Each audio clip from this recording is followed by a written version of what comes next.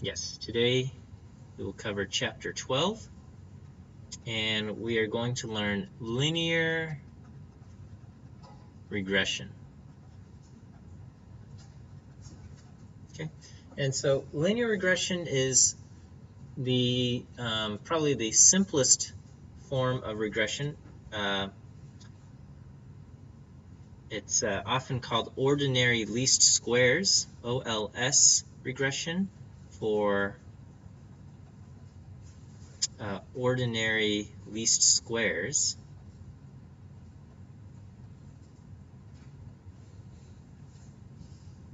Regression. And this is probably the simplest form of regression that we can learn. Regression is a very useful tool in statistics for predicting data points and trying to explain why different data points have different values. Okay, actually, I would argue that ANOVA and a lot of statistics, this field of statistical modeling, is trying to explain why data points have different values. Okay, so in ANOVA we said if you belong to different groups, that's going to explain why your data points are different values from another group's data points, and one-way ANOVA was kind of the simplest form. So again, last week we learned one-way ANOVA, the simplest form of ANOVA, and this week we will learn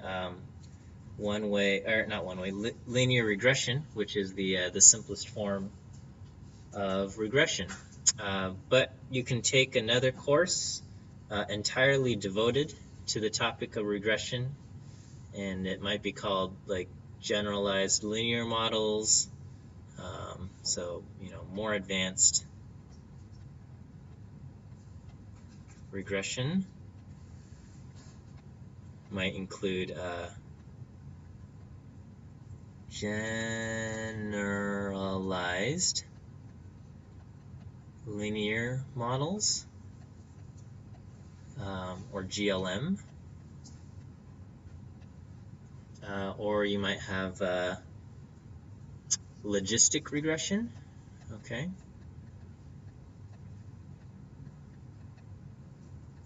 But again, in an introductory class like this, we're going to spend one lecture 1 week on this topic of regression, linear regression, and it's still pretty useful. I'd say linear regression is very, it's still very handy. You can do it using R. It's implemented in Excel as well. You create a scatter plot, and then there's an option to say create trend line, and that's linear regression, ordinary least squares regression. So it pops up. We'll learn where all of this stuff comes from, how to interpret it, how it's useful and things like that. Okay. So linear regression. So this, and I guess the thing that goes with linear regression would be correlation. So linear. Let me retitle this: linear regression and correlation. Okay. And correlation is a word that appears in, I wouldn't say everyday speech, but there is kind of a loose definition in conversational speech for correlation, and basically it's just if two phenomena seem to have some kind of connection or relationship, we'll say that they're correlated. And in statistics, correlation takes on a very specific definition. Okay, and we would probably use the word associated or dependent in place of the word correlation. So for example, in politics, they might say race is correlated with political party or something like that, because we often observe that certain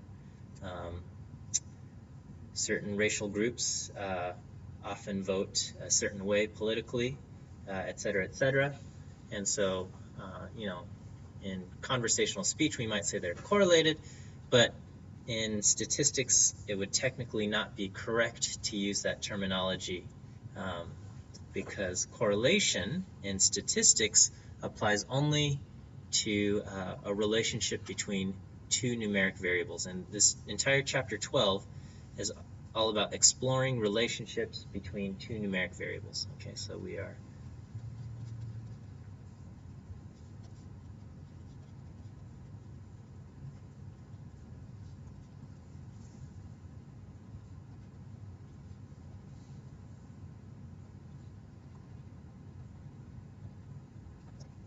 okay.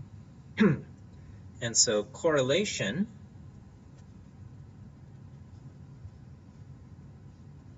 is a statistic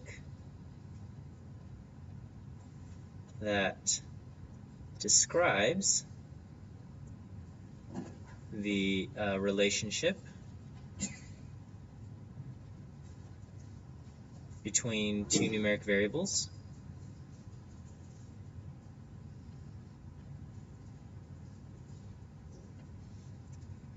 and linear regression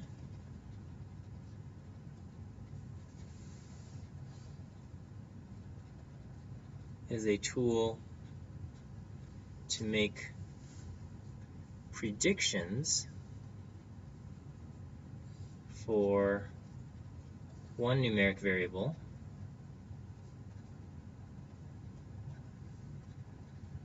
based on the other numeric variable.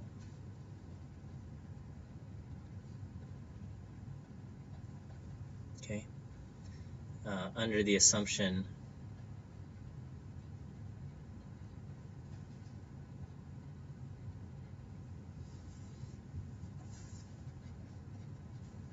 that there is some kind of relationship.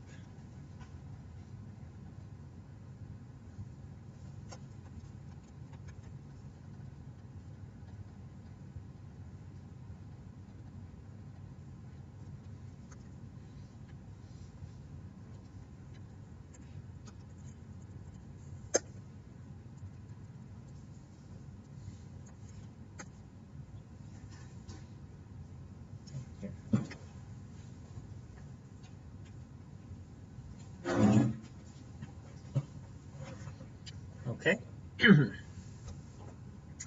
So just like the mean is a statistic that describes kind of central values or the balancing point of a data set, and the standard deviation is a statistic that describes the spread of a data set, correlation is a statistic that describes the relationship between two numeric variables. Okay, so let me again just relate this back to kind of early on when we get into hypothesis testing. So we've covered all of this other stuff. We said if you have a categorical response, we have all these chi-squared tests and the confidence intervals. And then if you have a numeric response, we covered the t-tests and ANOVA and all of that. And so finally we're doing this last one with a numeric response and numeric predictor, and that's going to be correlation and linear regression. Okay, so we're creating a relationship between a numeric predictor and a numeric response.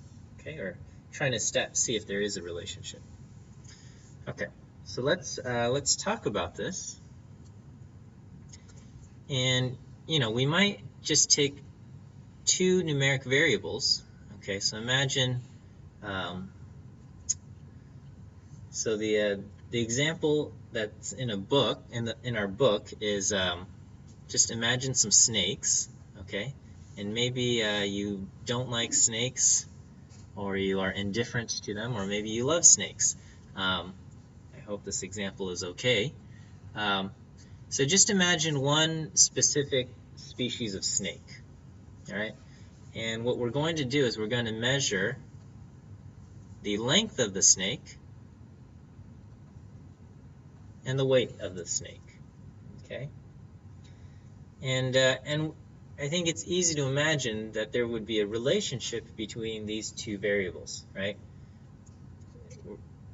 Snakes, they're even within one species, the snakes are going to be different, and we could look at the weights of snakes and we can say, oh, you know what, all of these snakes are different weights, but if we include the length, we might be able to explain a large part of why the snakes weigh different amounts. Okay, and so in the book, it says here's a snake 60 centimeters long. Okay, so this is in centimeters, so that's about a 2-foot long snake, weighs 136 grams. What is that? That's like a quarter pound, somewhere around there.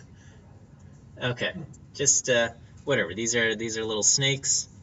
Maybe we don't care. Okay, and so here's another snake, and it weighs this long, and it weighs this much, and we can plot the length of a snake versus its weight.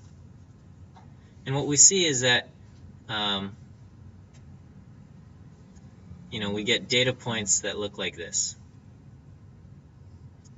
And so this would be values over here would be so let me point this out. This snake right here is a snake that has low length and low weight. Okay, and here is a snake, long snake, weighs a lot.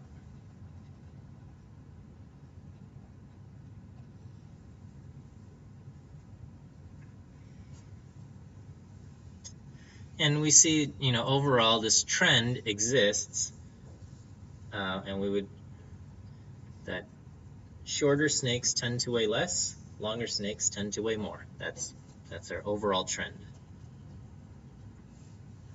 Overall trend.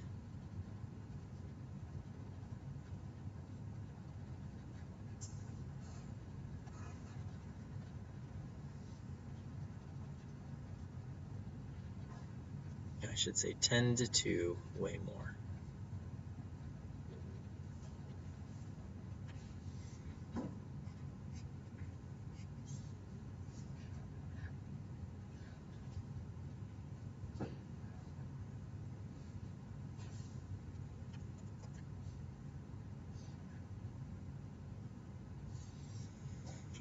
I'm too lazy to rewrite that. Okay, so shorter snakes tend to weigh less, longer snakes tend to weigh more. Okay, and in statistics we call this a positive relationship.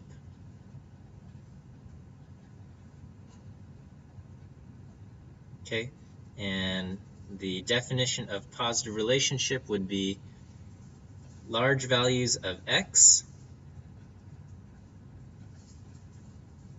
go with large values of y. I'm just going to write large y. And small values of x, small x goes with small y. Okay? The overall trend being that.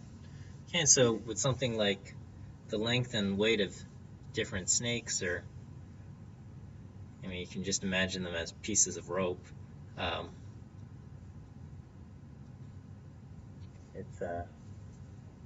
It's easy to see that kind of relationship. Okay, so that's a positive relationship. What would a negative relationship look like?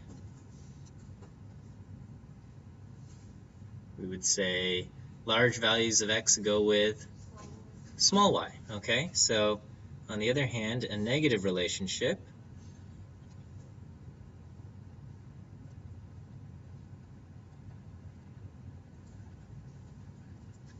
large x goes with small y, and small x goes with large y. Okay, and so something like this So can you imagine a data set, two numeric variables that would have a negative relationship?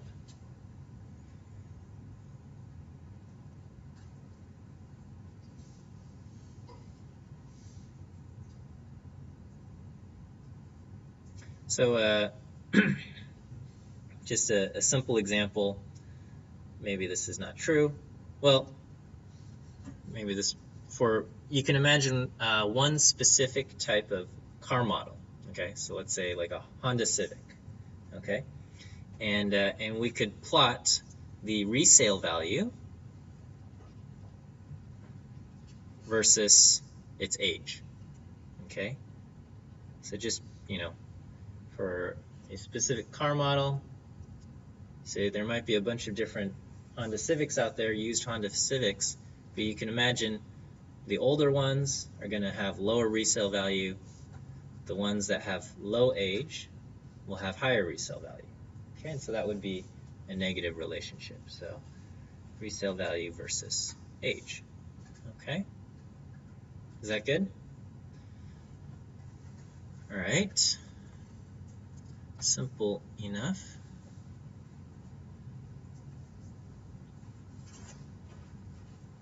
Can I go to the next slide here? Okay, so we got positive relationship, negative relationship, and then we also want to talk about the strength of a relationship.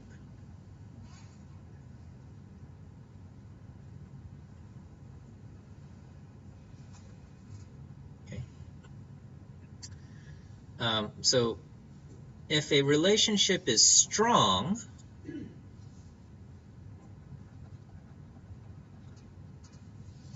don't know why I'm putting the strength of relationship over here. Strength of a relationship, if a relationship is strong, that implies that you can make very good predictions for one variable based on the other, okay?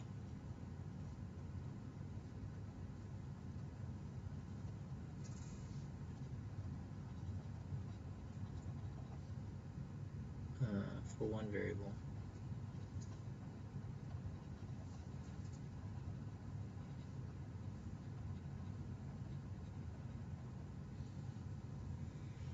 Okay, and so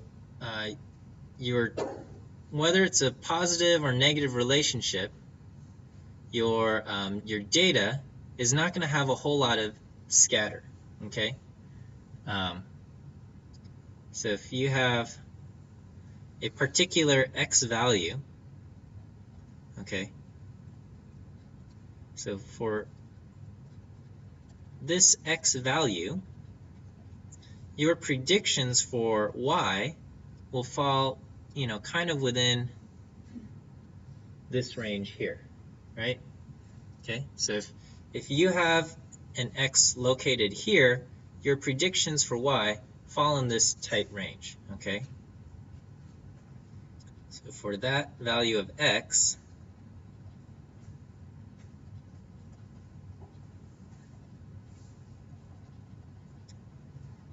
predictions for y fall in this small range. Okay, so another, a loose definition for a strong relationship is that there is little scatter in your graph, okay, or scatter plot, okay? So strong relationships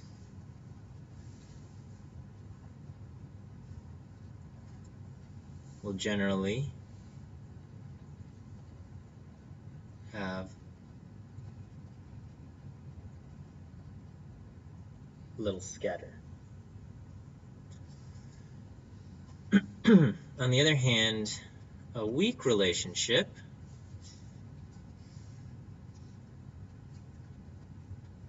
you're going to have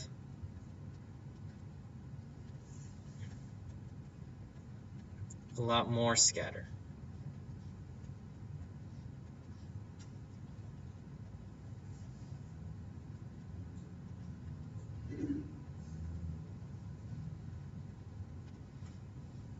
Okay, so let's say you pick this particular value of x right here, so weaker relationship,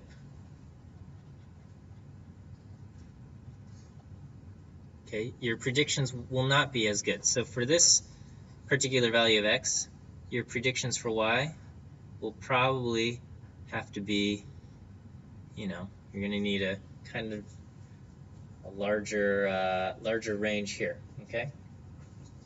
You've got a lot more scatter. I mean, overall, the trend here is still positive.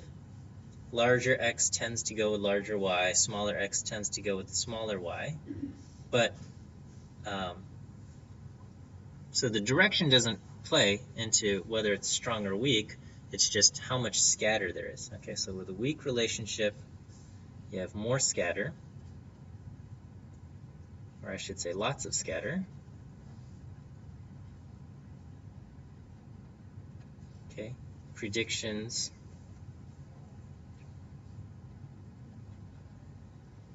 will not be as good. Okay, and so you have everything in between, strong and weak. You can have moderately strong, moderate to weak, something like that. And it's all a little bit of a judgment call. And it also depends heavily on the context of the problem. Okay, so if you were dealing with robots, okay, or machines, you would expect there to be very little scatter to begin with, okay, and even just a tiny bit of scatter in terms of the output you're getting based on the input you give it could be reason for concern, okay. On the other hand, when you're dealing with people, you're just going to have a lot more scatter in general, but maybe if the amount of scatter is just even a little bit less in one circumstance over another, it might be something noteworthy and possibly significant in the research. So, okay. So that is strong and weak. It should be noted that all of the stuff we're learning today applies only to linear relationships between numeric variables. Okay, so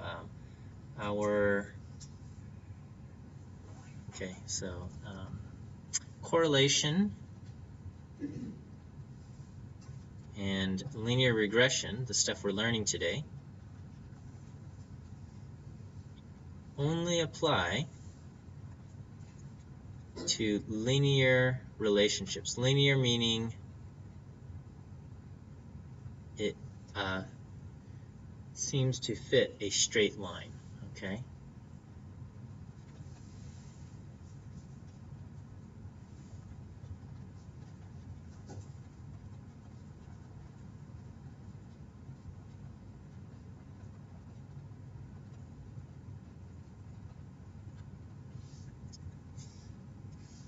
So if you have stuff that looks like this,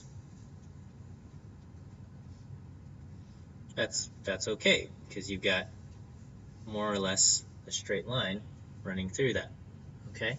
On the other hand, if you have, so this would be linear.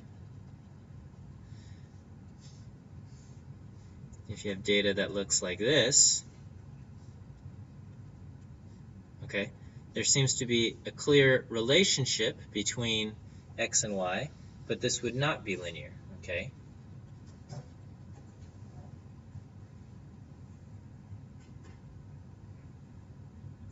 And so the stuff we learn would not apply to data that looks like this, okay?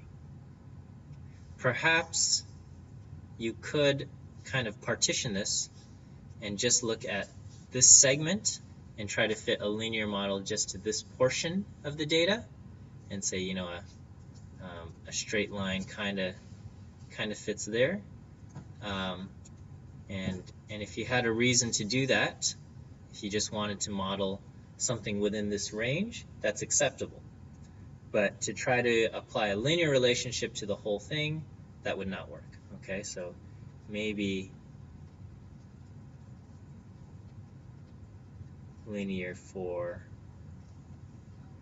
this portion only.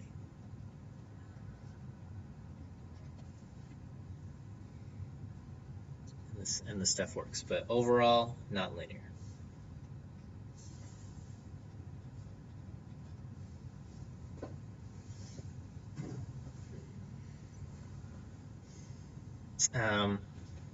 You know, there's also the idea that you could have data that kind of trumpets out as the values get bigger in one direction. There's a lot more spread, okay? The technical term is heteroscedasticity or something like that. Anyway, if you have something like this, linear regression is probably not ideal here, okay? So not a good candidate for linear regression.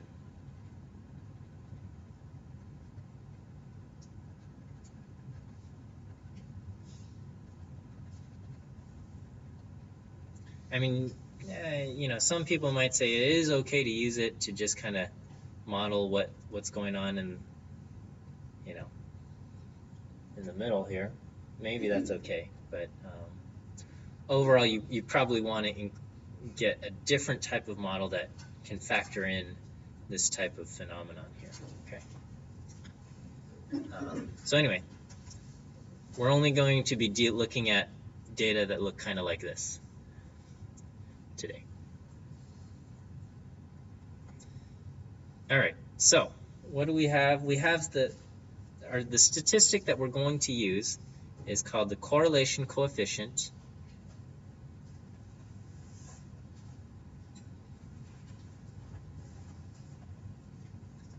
Often we just call it correlation, though. You know, the correlation coefficient or correlation is uses the character R. Standard deviation is S. Correlation is R. Mean is Y bar. Okay, at least for statistics, right? So sample statistics. You have mean, Y bar, standard deviation, S, and now we have correlation equal to R. So the correlation coefficient, we take into account two numeric variables, and the correlation coefficient can be any value. R can be any value between -1 and 1.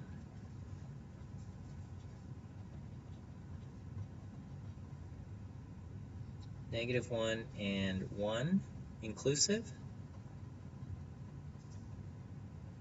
Okay. The sign of R is the sign of the relationship. The sign or direction of the relationship.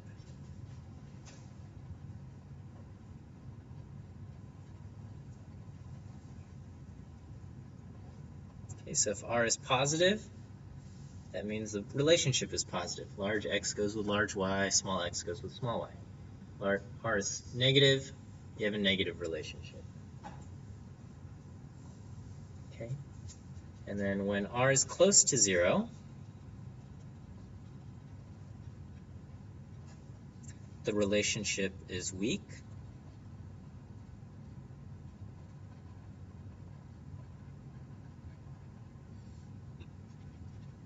And when R is far from 0, meaning close to 1 or close to -1,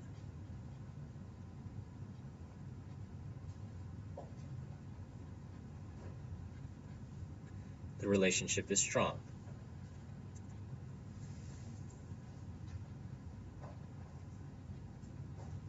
Okay. Technically, R can be calculated for any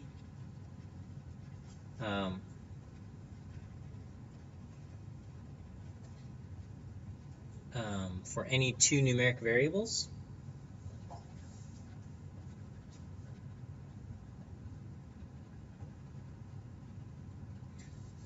But this interpretation these interpretations that I just covered here only make sense for linear relationships.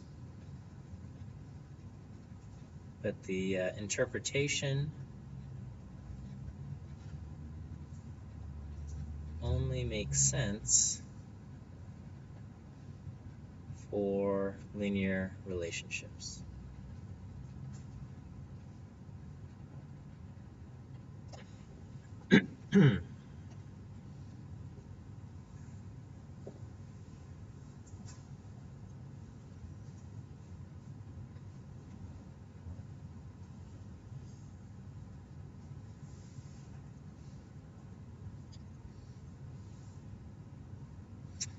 Okay, so let me actually, this can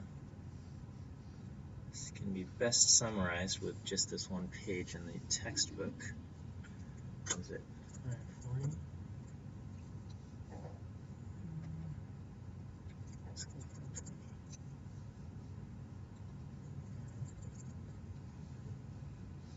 Sorry. Here we are. Okay, so here are a few good examples of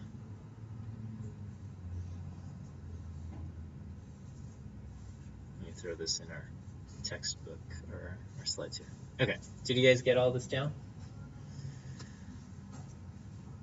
So let me just copy this image here.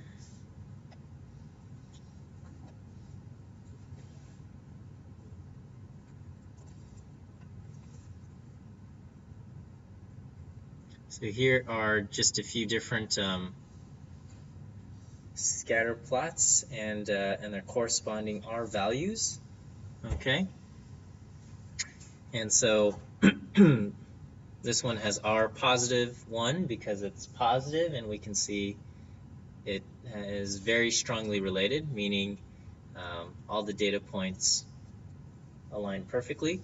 And this one also has a correlation of positive 1. So the slope doesn't matter, okay? Even though this one is steeper and this one is less steep, the slope doesn't matter. It's just about the direction and the strength, okay? So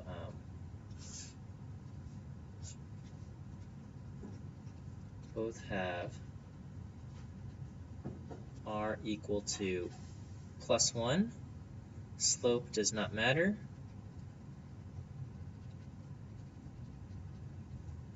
Only the direction and strength.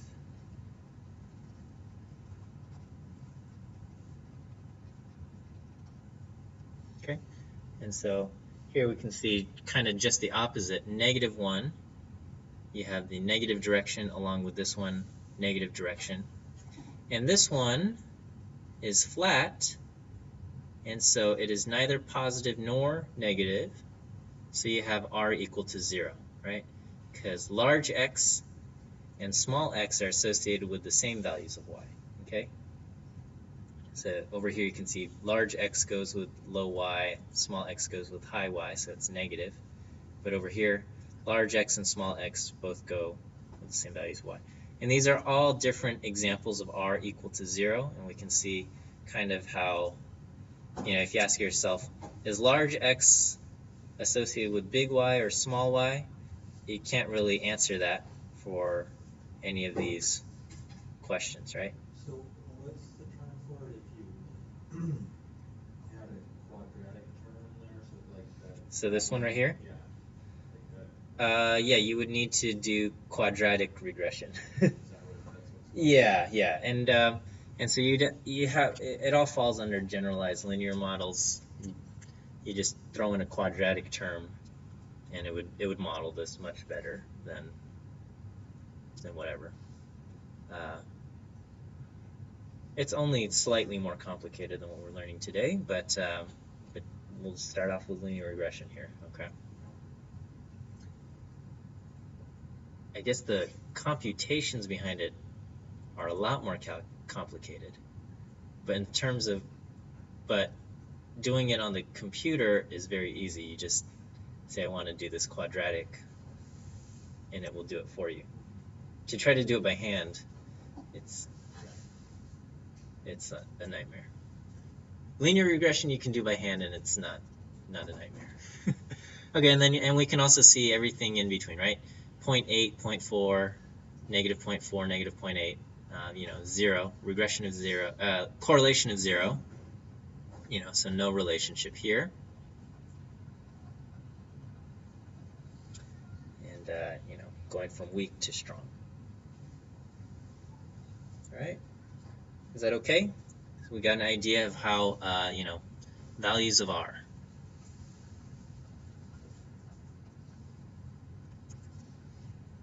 Okay, so we're going to get into how R is calculated. And I guess I'll throw up the equation and how it works, but we'll try an example. Okay, so R is technically equal to the product of z-scores divided by n minus 1. So you take each value, okay? So imagine your data set. Okay, you've got x values and you've got y values, right? 1, 2, 3, 4, and let's say you have 2. You take each of these things, each of your x things, and you turn them into z-scores. Okay? We remember what a z-score is? It's the z-score is the number of standard deviations we are from the mean, right?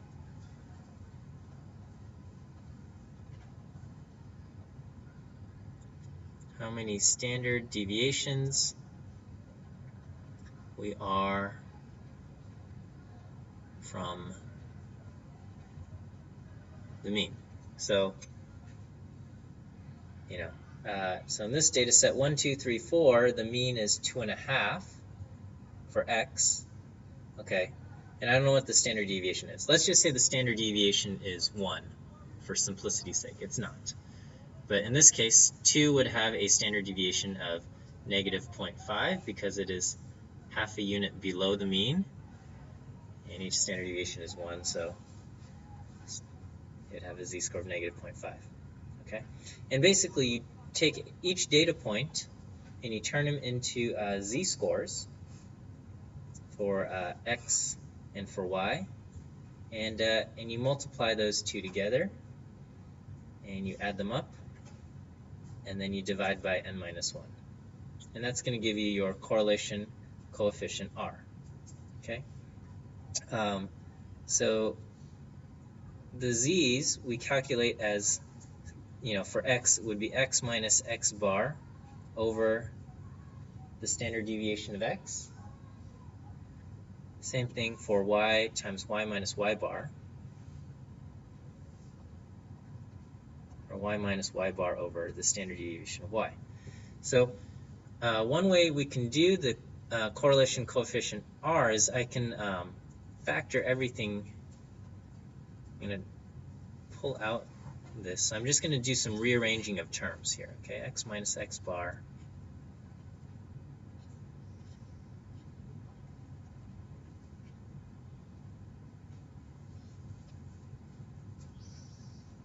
so I'm going to factor out the standard deviation of x, and I'm going to factor out the standard deviation of y because it's the same for all terms in this sum product. So here now I get x. So this is what I get for the equation for correlation coefficient R. I know it seems a little ridiculous, okay?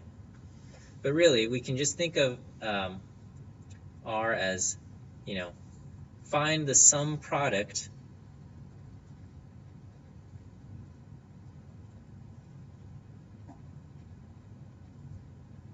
of z-scores for all data points.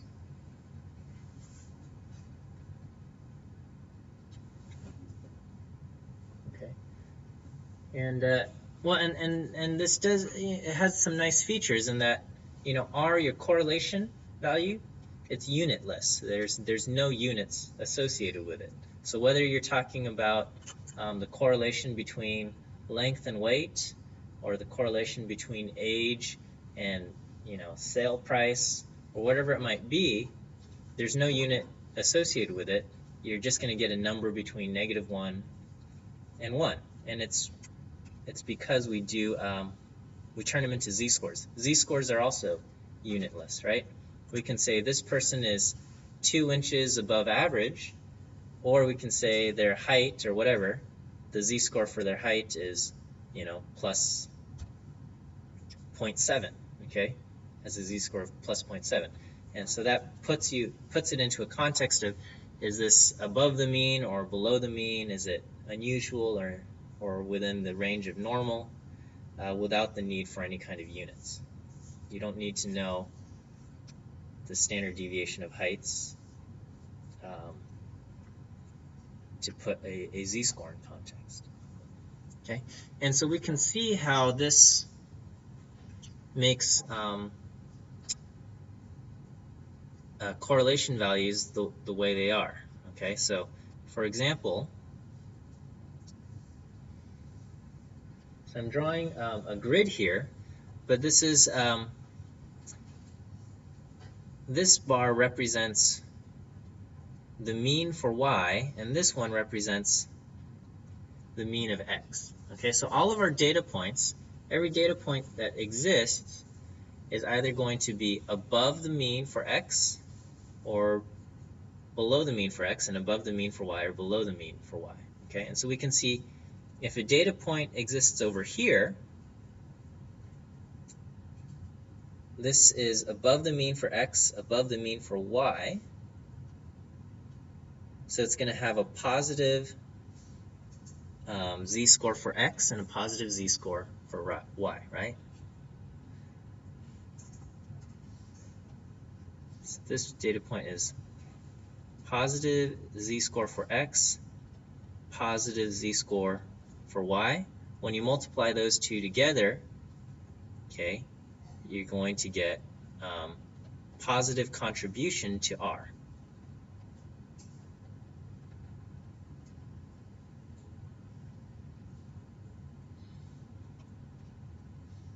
Data points over here, however,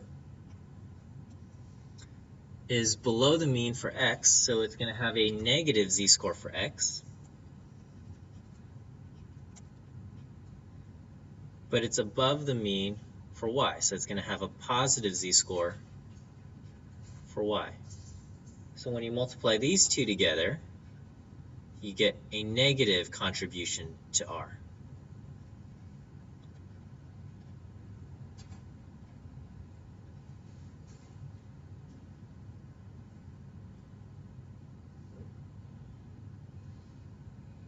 Is this making sense so far to everyone?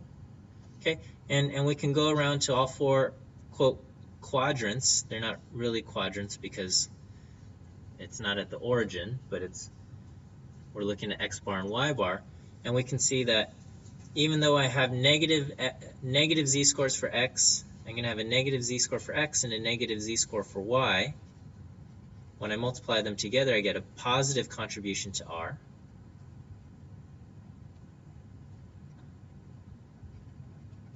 And over here, I have a positive z-score for x and a negative z-score for y. I'm going to get a negative contribution to R.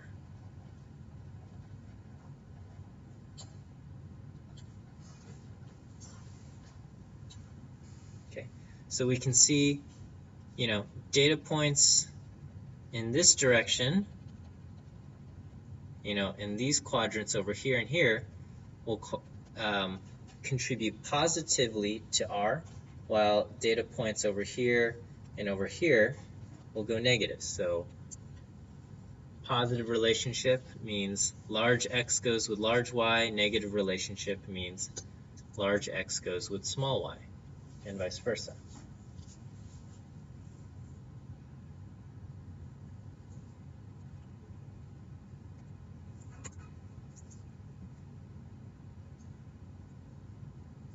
Is that all right? Okay, so let's try calculating the correlation coefficient by hand for a very simple data set. Okay, and again, just like many of the other things we learn in this class, we're learning these things, we're learning how to do things by hand here. Okay, and I think there is merit to that because it gives you an appreciation for where these numbers come from.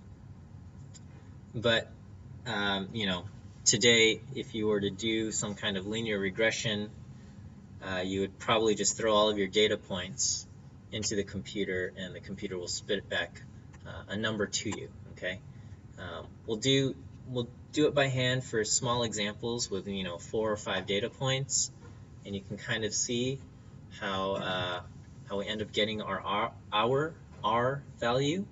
But you know, if you have more than 4 or 5 data points, it's easier to just throw it at the computer and have it spit it out. Okay, so let's imagine we did a quick survey of living spaces, okay? And we visited 4 places, okay? And we counted how many bedrooms the place has. And for whatever reason, we also counted how many closets it has, okay? And this is just a artificial data set that I'm making up. So we looked at a place with 1 bedroom, a place with 2 bedrooms, 3 bedrooms, and 4 bedrooms, and we count the closets, and we have this. Okay, so the place with 1 bedroom had 2 closets, the place with 2 bedrooms had 6 closets, the place with 3 bedrooms had 4, and the place with 4 bedrooms had 8 closets. Okay, and so I'm going to plot this, create a scatter plot.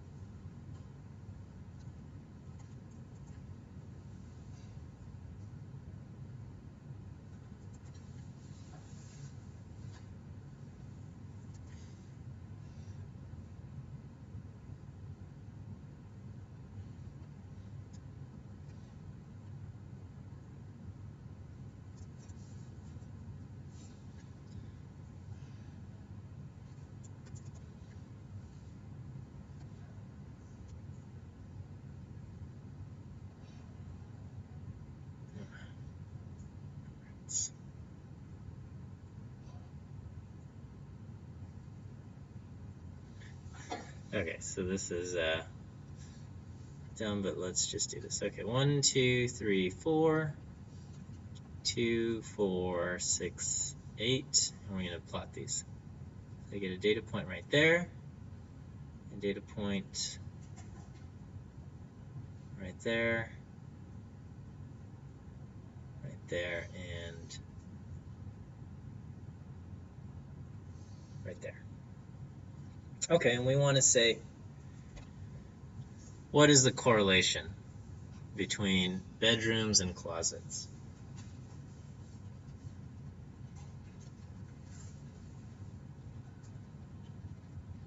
Okay. Well, before we answer that, does it appear that there is some kind of relationship between the number of bedrooms and the number of closets? Looking at just these 4 data points. We would say what? It appears that places with more bedrooms look like they have more closets. Places with fewer bedrooms seem to have fewer closets. But I mean, we're basing this on 4 data points, so our conclusions probably aren't going to be very strong right now. But that's what we've got. Okay, so we're going to calculate the correlation. So I should have done this, but I didn't. So I'm going to just rewrite this. Bedrooms. I'm going to do closets. So bedrooms will be X, closets will be Y. And I'm going to go ahead and calculate X bar and Y bar. So the mean of X is 2.5, and the mean of y, if I add those up, will give me 5. Okay, so I'm going to go ahead and plot those as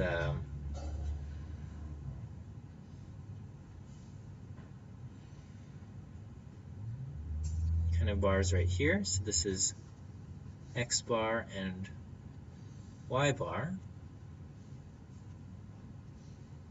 1, 2, 3, 4, 2, 6, 4, and 8. Okay, so I'm going to have x minus x bar and y minus y bar. And we'll have the product.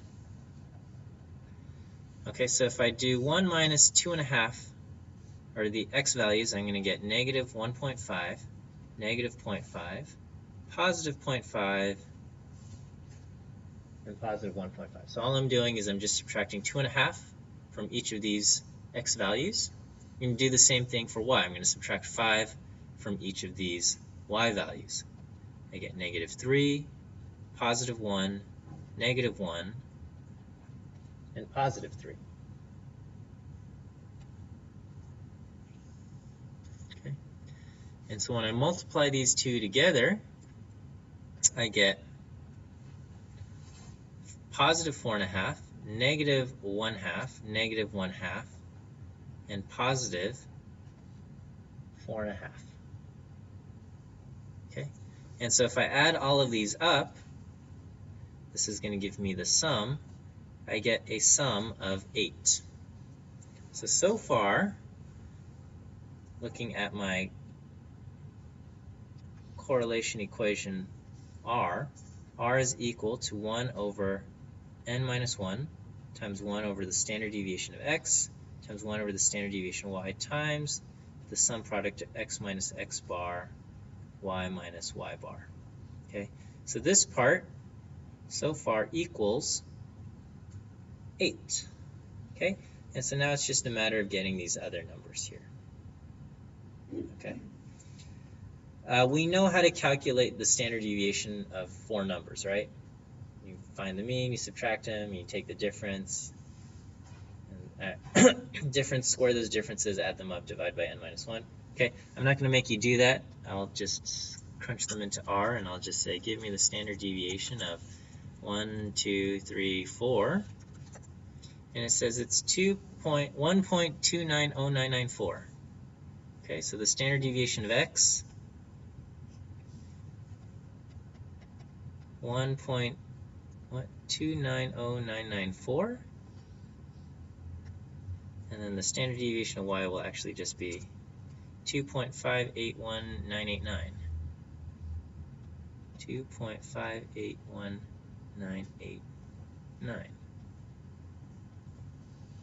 Okay.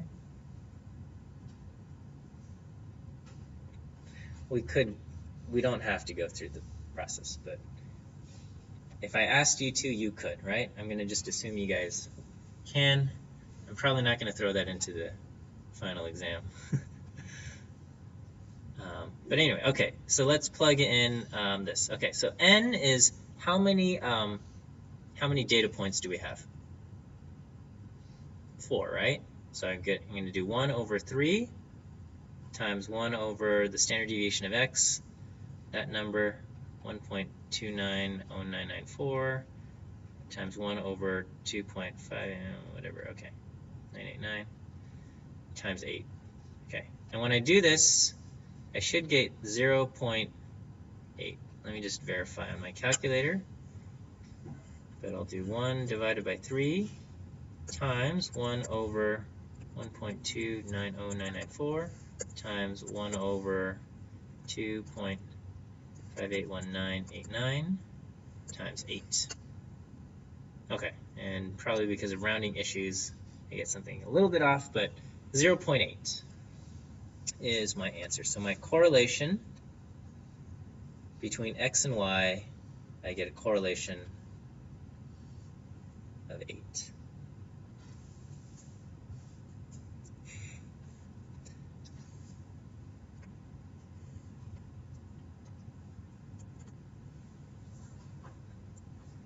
Is that good? And we can see actual contributions of each data point towards the positive or negative R, right?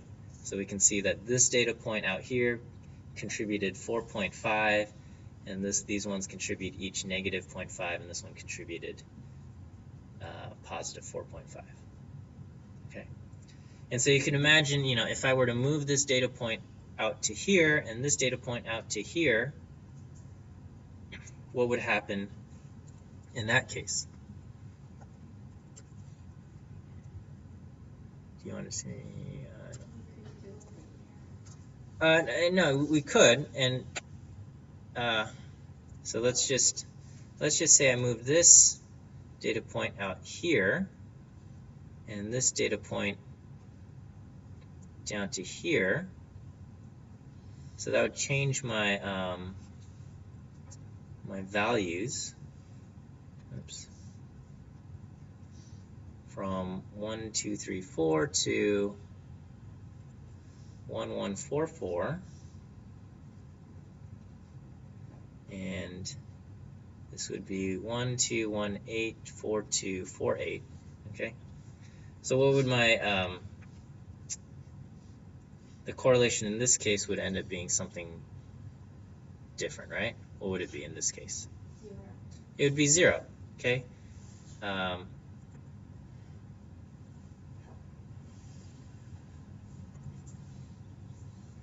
Yeah, I'll just do. It's going to be very quick to do this, but we can see 1, 1, 4, 4.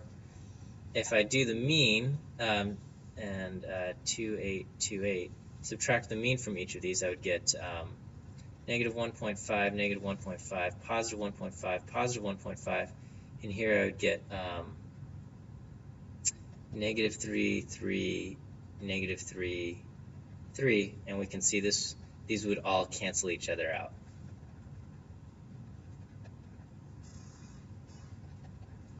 So this would all add up to 0. Okay.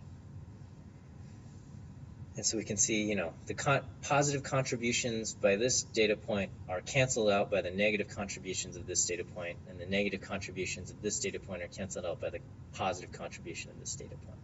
Okay, so they all cancel each other out. We would get an R of 0 in this case.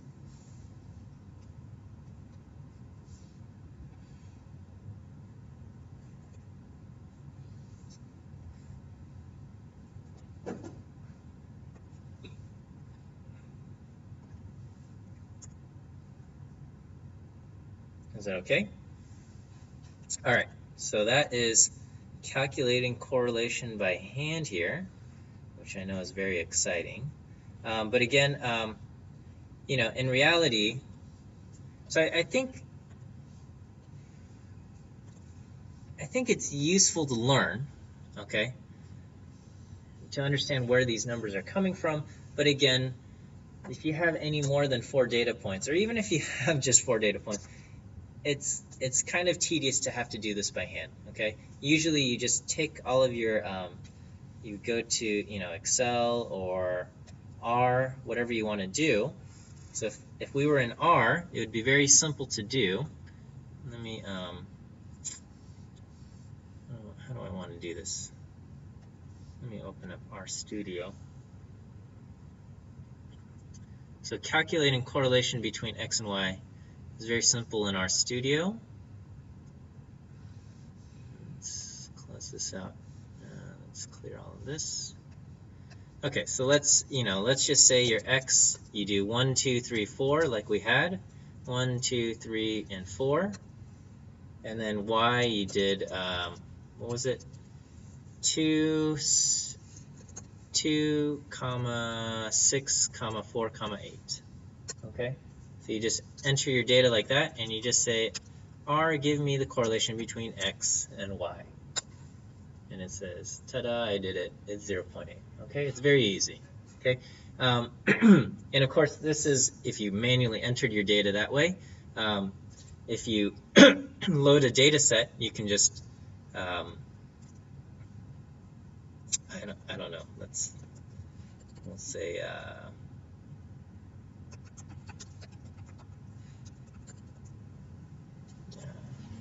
is it cars maybe 3 lowercase? Okay, I don't know. So that's always doing just a linear regression. Yeah,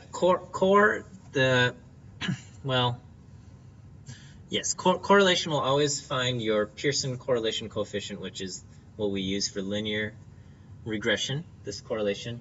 If you have a data set, and I'm blanking out on data sets I can just call, you can call them using the $ notation, and you can say, correlation, give me a correlation $ notation, area versus data $ notation price or something like that, okay? And this is going to error out because I don't have anything in there. But you've got, you can call, have it calculate correlation for that as well, okay? So it's very simple to do in R. If you don't want to use R, or if you're trying to explain this to someone who has a little bit of phobia of R, you can just do, you can go to Excel and enter your data points this way. You have 2 columns, and then over here you create a function or equation. What do you call this? Cell equation, and you do correl, and then you put in the range for the x variable, and then you do the range for the y variable, and you close that off, and it says your correlation is 0.8. Okay, I don't know if you guys can see any of this that I wrote in here. No. So the correlation is that, and you just put in your ranges. So it's very simple to do it on the computer, or even in a calculator, if you bother learning that. Okay, so that's that for correlation. I'm thinking I'm just going to keep going. I know we normally take a break, but I'm just going to keep going. Maybe we'll finish a little early as well, if that's okay. So linear regression now is all about trying to fit a line that best describes your data. Okay, what is the line that is going to be best at predicting data points? Okay, so now we're going to transition into linear regression, and I'm going to use the same silly example of having 1, 2, 3, 4, and 2, 6, 4, 8 closets. Okay.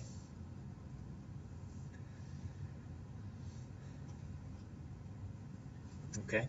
So let me first explain the idea behind least squares linear regression. Okay. Oh shoot, I didn't want to do that, but I did. The idea is we want to fit a line that's going to best describe the relationship between the number of bedrooms in a place and the number of closets in a place. Okay. And so, we probably have, looking at this, and I said, come up with a line that's going to, an equation of a line that will allow me to predict the number of closets based on the number of bedrooms. Okay, and if this was our data set, one potential line, okay, potential candidate, could be y is equal to 2x. And technically, I have to put a hat over the y to indicate that this is a prediction. Okay, so I put a little cap over the y, it's called a hat, to say this is a prediction for y. Okay, and so what this says is that whatever number of bedrooms you have in the place, I'm going to predict it has twice as many closets. Okay, and that works very well for this data point and this data point, and it's a little bit off for these 2 data points in the middle. Okay, and so this prediction line, I'm going to put in green, would look like this. Okay, I don't know how to draw a straight line with this. I can only draw 9 vertical and horizontal lines. But anyway, so this, just imagine this is a straight line. I got y hat equal to 2x. Okay? And some of us might say that's pretty good at explaining or fitting the data here. Okay. Let me see my color editor here. Okay. Now I'm going to put another candidate line. Okay, so another line. And I'm going to say another line is y hat is equal to 1 plus 1.6 x. Okay, and so this line looks like this. Again, just pretend this is very, very straight. It's not, okay? So this is another candidate line. Y hat is equal to 1 plus 1.6 x. All right? You guys are all okay with the idea of graphing straight lines, right? Okay, so which of these lines is better at fitting our data? Okay? Well, that seems kind of subjective, right? So the criterion that we use to evaluate how good a line is at fitting is whether or not I'm sorry. The criteria we use to evaluate how good a line is at fitting the data is what we call least squares residuals. Okay, and so a residual. So let me just write this. We're going to use least squares residuals as the way to evaluate how well our line fits our data. Okay.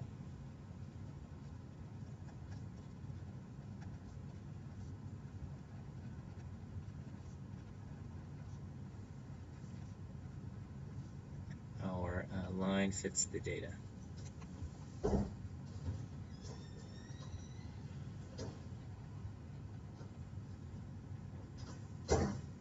So a residual, okay, and we saw this word last week in ANOVA, but the residual is, for any model, is the difference between the actual data point and what the model predicts. Okay, and so with one-way ANOVA, the model was basically, if you're in this group, we predict this mean, and we had individual differences, and so those were the residuals. In this case, we're using a line, and we're going to say, if you have this value x, we're going to predict you're located here, okay, right along the line. So the residual is the actual data point,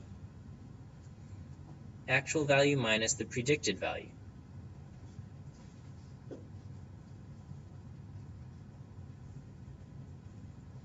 Okay. All right, so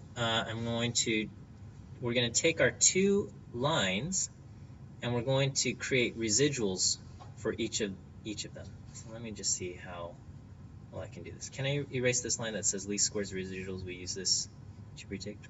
Did we get all that? Okay, so we're going to just do our math down here. Okay, so we have two candidate lines.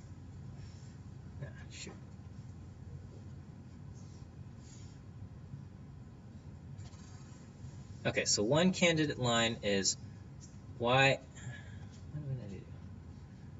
hat equal to 2x, okay? So our x is 1, 2, 3, 4, and our actual values of y are 2, 6, 4, 8, and our prediction, our y hats, according to this, would be I plug in 1 for this and I would get 2, 4, 6, and 8. Okay, so these are our predictions using this equation, y hat is equal to 2x. Is that okay with everyone? And so my residual, which by the way has the letter E, in this case is, I'm going to say, is 0. Over here I take the actual minus the predicted, I get a residual of 2. Over here, I get a residual of -2, and over here, I have a residual of 0. So this is the difference between the actual data point y and what this equation y hat equal to 2x would predict for this particular value of x. Okay, and so we can kind of graph it here using the green line. So it would be the difference. So according to the line, I should be at data point 2, I should be located at 4, but I have a residual of 2, and over here I have a residual of -2, because at 3 I'm predicting to be at 6, but I'm actually located down here. Okay, and so the squares of the residuals, I just take each of these things and I square them. So I get 0, 4, 4, and 0. Okay, actually I should probably use red for that. 0, 4, 4, and 0. So my total squared residuals is equal to 8. So I take my residuals and I square them, and I get 8. Okay, and so visually we can pretend drawing a square out of these. Okay, and so the total area of these two squares would be 8. There's no square to be drawn here because the actual data point is perfectly on the line.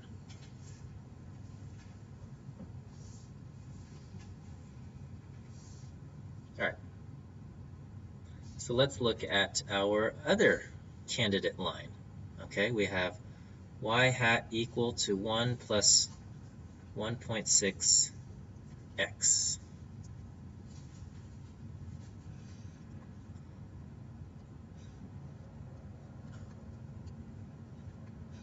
So I have x, I have y, and we'll figure out the y hats, and we'll calculate the e's and the e-squares. Okay, so I have 1, 2, 3, 4, 2, 6, 4, 8. Okay, so if this is my line, if I plug in 1 for x, I would predict that y hat would be 1 plus 1.6. I would predict 2.6 here.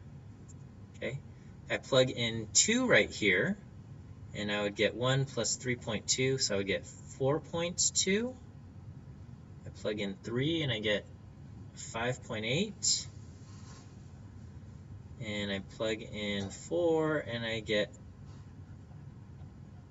7.4, I think, if I'm doing all my math correctly in my head. Okay, so these are my predicted values of y based on this prediction line. I just want to make sure that's okay with everybody.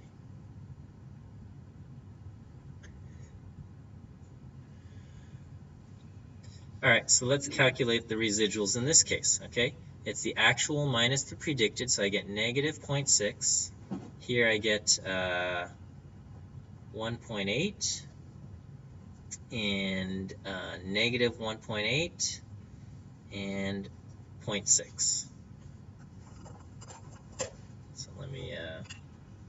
So when I square these, I get 0.36, and 1.8 squared gives me 3.24. And this also gives me 3.24, and this gives me 0.36. Okay, and so here, the total squared residuals is equal to 7.2. Okay, so using our least squares residuals criteria, this is the better line. Okay, because the total squared residuals is smaller than this over here. Okay, so let me just draw these residuals. Okay, so it's just the difference between what we would have predicted and And so over here, the residual is only this big.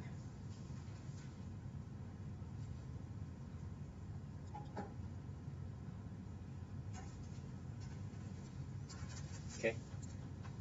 So you do have residuals for all 4 data points, but the total area, or the total sum of the squared residuals, is smaller for this line. And so according to the least squares residual rule, this is the better fitting line. Am I doing the math wrong for somewhere? Okay. All right. Is that okay? So this is how we're picking our line of best fit. Okay. So when you do linear regression, they often talk about ordinary least squares, or the least squares line, and they're talking about minimizing the squares of the residuals. And this is how they do it. Okay. Okay. So but how are we going to get this line? Okay. So I cheated because I knew what the least squares regression line was and whatnot. Okay. So the way anyway, the other smart people have found that the least squares regression line always fits a certain formula, and we get to just use that to develop our least squares regression line. Okay, so if we learn that formula and you use it, you will always get the least squares regression line. Okay, and in truth, you can do it manually the way I'm going to teach you right now, which is thankfully simple enough to be taught. But realistically, we probably would just go to R or Excel and say, give me the least squares regression line, and it would do this for us, okay? But it's kind of nice to know that this is where it's coming from. Okay, so the least squares regression line always fits this formula.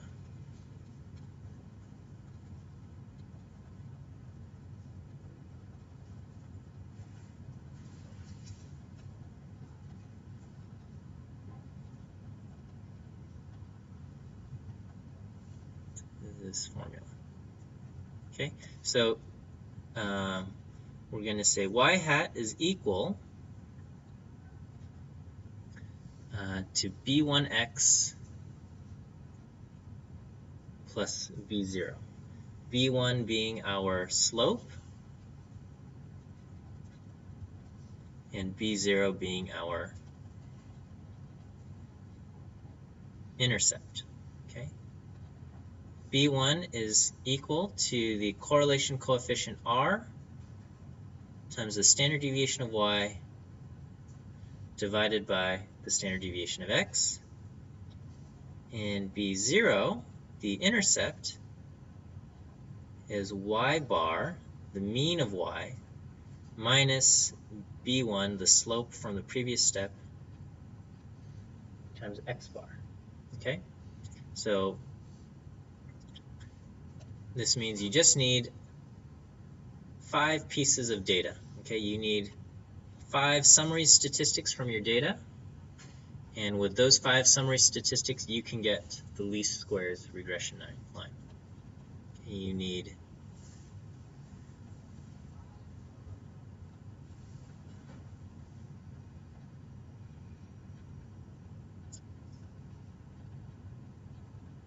from the data, you just need x bar, standard deviation of x, y bar, the standard deviation of y, and correlation r. You have these 5 data points, you can get the least squares regression line. It's very simple. Huh? How do you calculate the slope? This is the slope. I'm sorry. Wait, what's your question? Oh, S sub x is the standard deviation of x, and S sub y is the standard deviation of y. Sorry. Okay, so all of these things, you just you've got a list of coordinate pairs. You find the mean of the x's, you find the mean of the y's, you find the standard deviation of the x's, standard deviation of the y's, you find the correlation between those two things, throw it into this equation, and this will give you the least squares regression line. Okay, so if I just flip back to the previous slide, we can see that using this, I have my 5 summary statistics right there.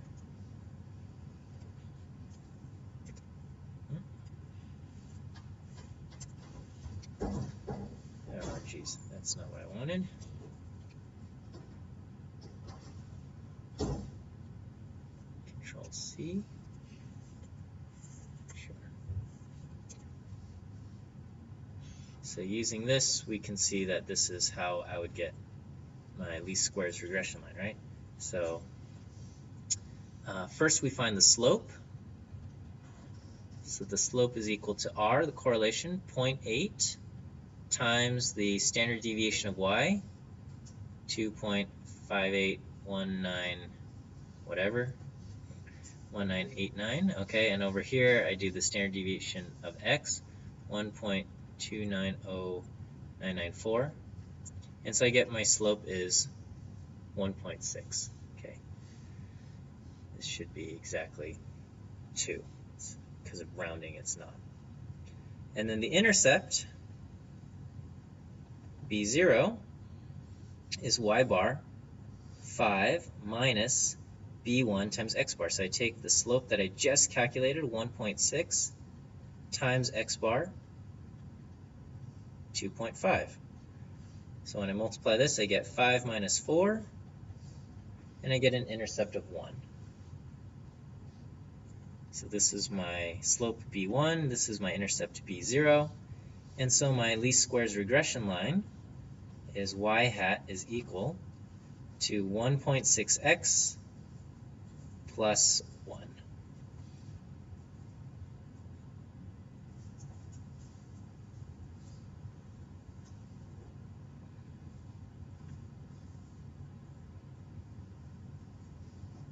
And that's finding the least squares regression line. So then the idea is that once you've got your regression line, I can say, well, I found a house that has 5 bedrooms, and I plug that into the thing, and it says, you probably have This many closets. 6 Yeah, okay. So, yes, so, well, that actually brings up a good point. Okay, so regression, linear regression, and all of its other forms of regression are very useful tools. They're powerful tools, but they're also risky, or they could be dangerous. It's like a knife, okay? A knife is probably the most useful thing to have in the kitchen when it comes to cooking, but used incorrectly or used with malicious intent, it could also be dangerous, all right? And so with linear regression, if you're not careful, you can end up making bad conclusions or bad decisions, okay?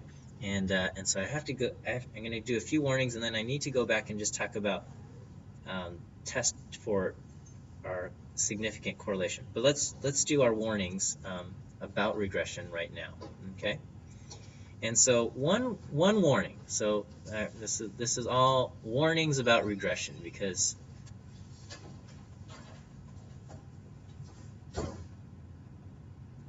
it's like when learning how to use a firearm, like the first X amount of time is about firearm safety.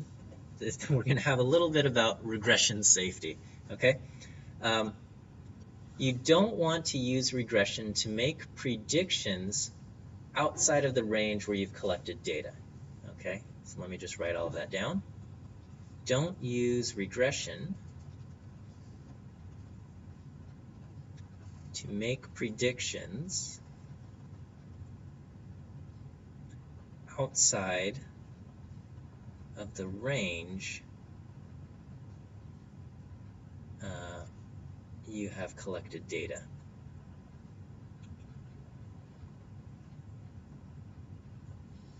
Okay, and this is a common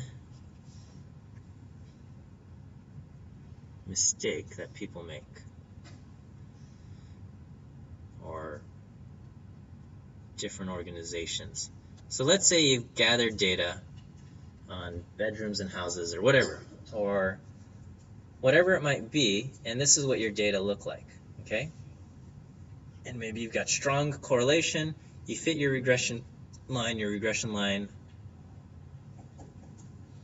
looks like this, okay?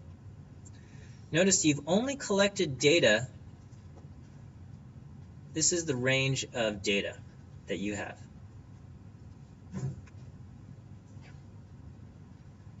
Okay, and so you might be tempted to make a prediction for out here, okay? And you'd say, well, according to my regression line, this is my prediction. Prediction for the new X, okay?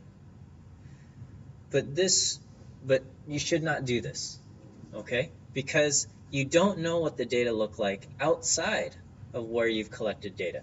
Because what could happen is that all of the data are actually, it levels off at a certain point. You don't know. Or maybe it shoots up. We don't know. We don't know what happens, okay? So a silly example is, let's say you are gathering growth data on your child, okay? And you measured the height of your kid at age 3, at age 4, age 5, age 6, all the way up through age 15, okay? And every single year, it looked like the kid grew an inch or something like that, okay? Or even more. So every single year, the kid grew. So your linear regression equation would have a positive slope and would say, you just plug in your age here and we can predict the height, okay? And so you could say, oh, well, based on this equation, by the time my child is 60 years old, he's going to be 12 feet tall or something like that, okay? And we know that's, of course, a very silly thing to do because people continue to grow until they reach a certain age, and then their height levels off, okay? And that's a silly example, but in business or politics or any other field, you have people doing stuff like that, okay? They say, well, if this trend, I mean, they might preface it by saying something like, if this trend continues, by the year 2050, the whole world is going to be on fire, or I don't know, the economy is going to look like this, and people are going to behave this way and stuff like that. And the truth is we don't know what the future holds, okay? We can speculate, but probably things will, you cannot predict or expect that a linear relationship will hold in the future just because it held in the past. Maybe, maybe not, okay? Certain things, like I'm drawing, like how the speed of technology has improved, like computer processor power has improved every X amount, every generation. Some of these things have held very well over the course of time, and so we might say, oh, well, we can expect technology to look like this in the future, and it might continue to hold, but it might not. We don't know. Okay, so that is the warning of one major warning about regression, maybe the one that is most frequently violated. Okay. Other warnings. Linear regression is very sensitive to outliers, or what we call leverage points, okay?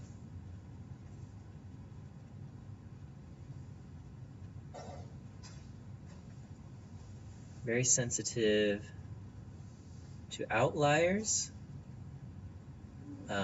especially what we call leverage points.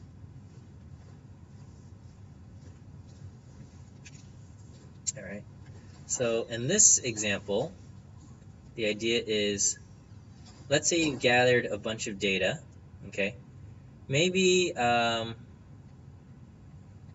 you gathered some data and it's all kind of in this range over here. And you have kind of like a weak positive trend or something like that. So right now, your best line of fit would look something like this. Who knows? Okay. But let's say you get one data point way out here. Okay. Linear regression is going to not like this data point, because ordinary least squares regression would say, oh my gosh, look at the residual between this data point and here, and this is going to be a huge residual. It's not going to like that. Okay, so what to accommodate this data point, your regression line will probably look something like this. So you're going to have a kind of as small of a residual as possible for this extreme data point. Okay, so and this data point, if you only have one data point out here, it may or may not be representative of what's out here. Okay, and so you're pretty much basing the entire model just on this one data point, which is a dangerous thing to do. So so if your data looks like this, you have to evaluate or make a decision as to what you want your model to do. Do you want it to try to predict things out here? Then you need to gather more data, because essentially you're basing an entire model just on one thing. If you don't really care about what's here, I would say remove this from your data set and just make a model for data within this range, and say your model's not going to be any good outside of this range, but that's probably a much more smart thing to do. Okay, silly example. We can try, imagine doing a scatter plot between someone's IQ and their shoe size. What kind of relationship would you expect to see? None, right? You'd have a correlation of 0, right? Essentially. Most people, you have smart people, people with large feet who have high IQs and low IQs, people with small feet with high IQs and low IQs, okay? Let's say you interview Bozo the Clown, okay? Bozo the Clown, very large feet, also very intelligent, okay? So he would be a data point out here, and so now your regression equation will show some kind of positive relationship between shoe size and IQ. So,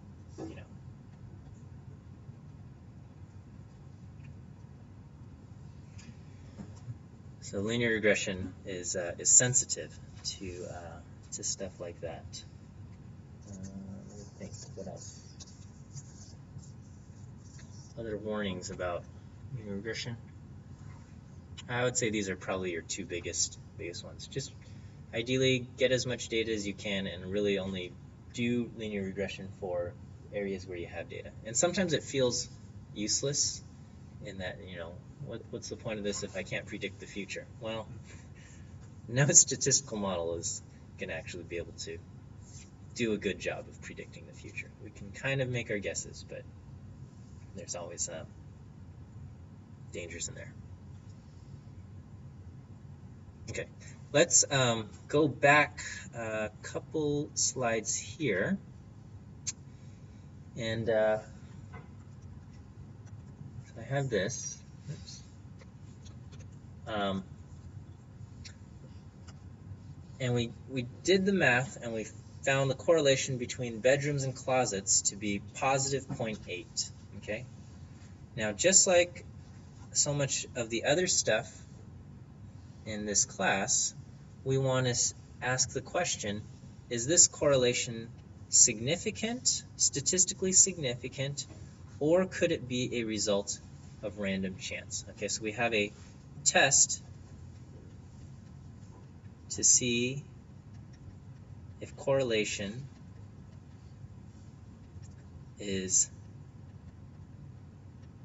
statistically significant.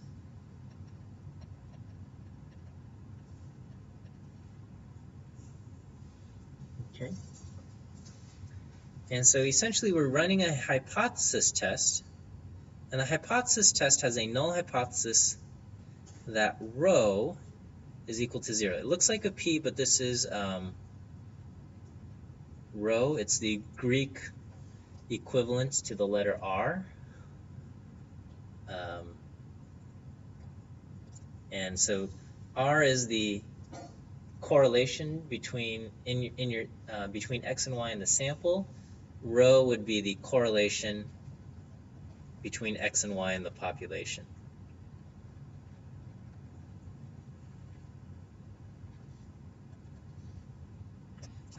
X and Y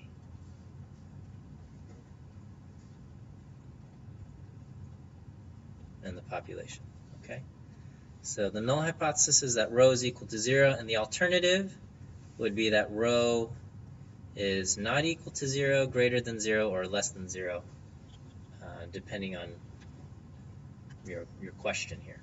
Okay? So I'll just jump to it. The smart people doing statistics figured out that we can test to see if correlation is significant using a test statistic that actually surprisingly follows the t-distribution, and the test statistic is this: R is the square root of n minus 2 over 1 minus r squared. Okay, and you look this up in the t-table.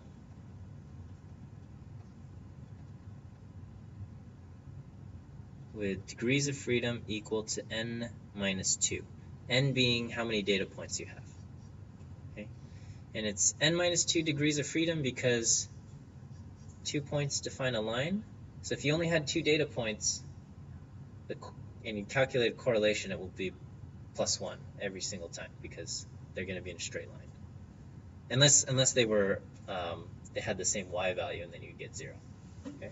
Or it'd be +1 or -1, I should say. So anyway, you just plug in your R and your N to get this, and you look it up in your t-table and decide whether it's significant or not. So I think if you do this,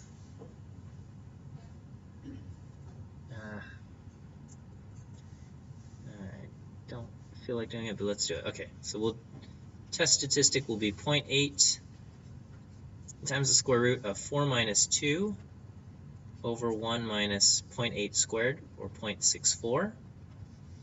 And let's do this. I need 2. Okay, so I'm going to have 2 divided by 0.36. I'm going to take the square root of that, multiply it by 0.8. Okay, so I get a test statistic of 1.8856. And I have degrees of freedom equal to 2. So I look this up in my t-table. T-table, 2 degrees of freedom, 1.886. Oh, this is one of those rare times where our test statistic is the critical value. So I get my tail area is 10%. Okay.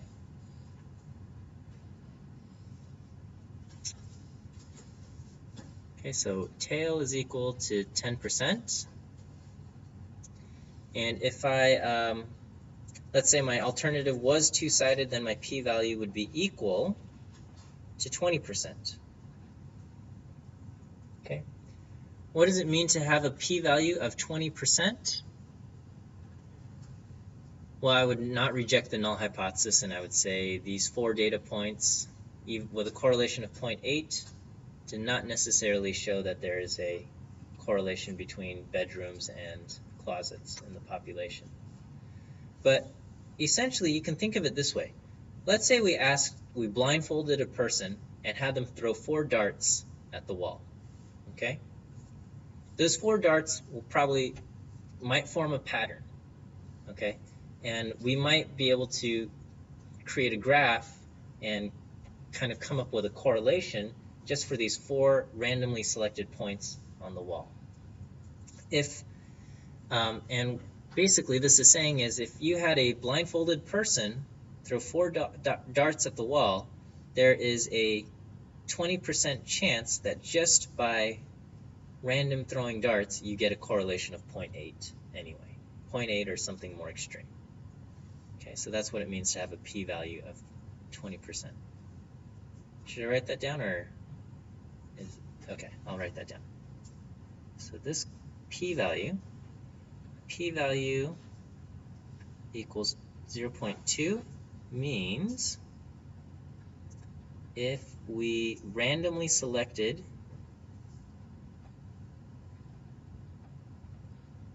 4 points on the graph and calculated correlation,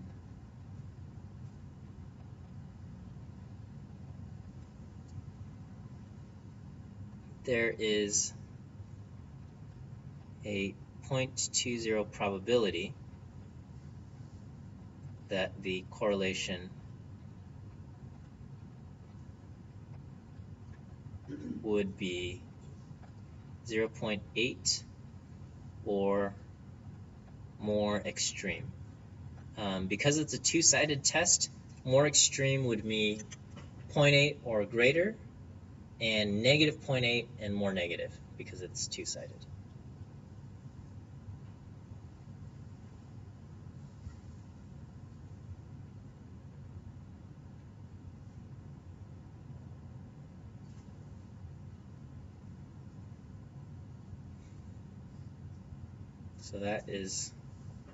So that's that.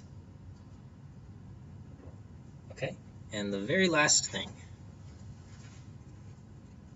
is we can take R and we can square it. So R squared, and it turns into capital R squared. So for linear regression, this relationship holds, okay?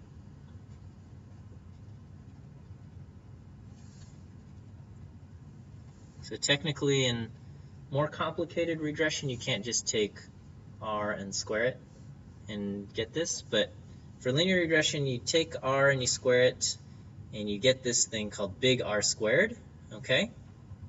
So little r squared is equal to what we call big R squared, and this is known as the coefficient of determination. Okay, the coefficient of determination is summarizes how much of the variation in y is explained by the model. Okay, this is the amount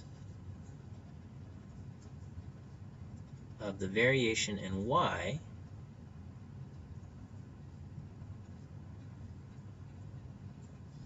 that is explained by the model, or in our case, the linear regression line.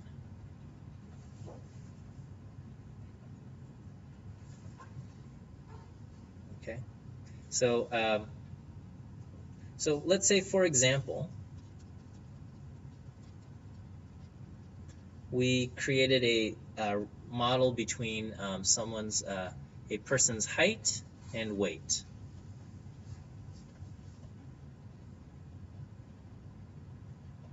Okay, and we would probably find positive correlation. In general, R, I'm just going to make up a number. R is equal to, let's say, 0.6. Okay, meaning in general, taller people weigh more.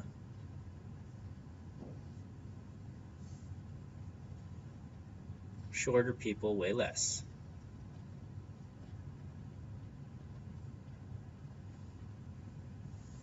Okay, so that would be R, and then because there's kind of a lot of variation and stuff, we get maybe not the most strongest relationship. R is equal to 0.6. Okay, so in this case, R squared would be 0.6 squared, or 0.36.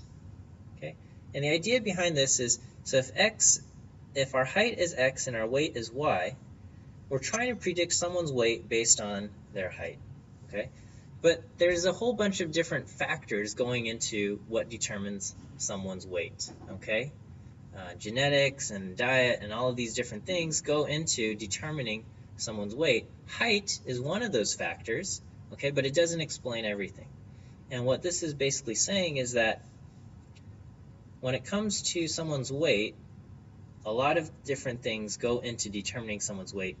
Height explains about 36% of that, okay? And that's what we have, okay? So that's what R squared means. That's kind of the practical interpretation of this. So, our model tries to predict weight based on height.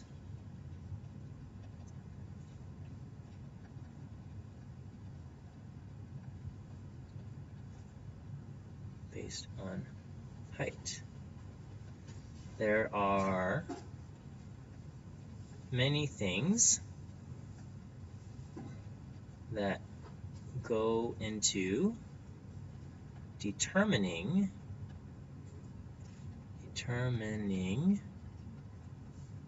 someone's weight. The variable height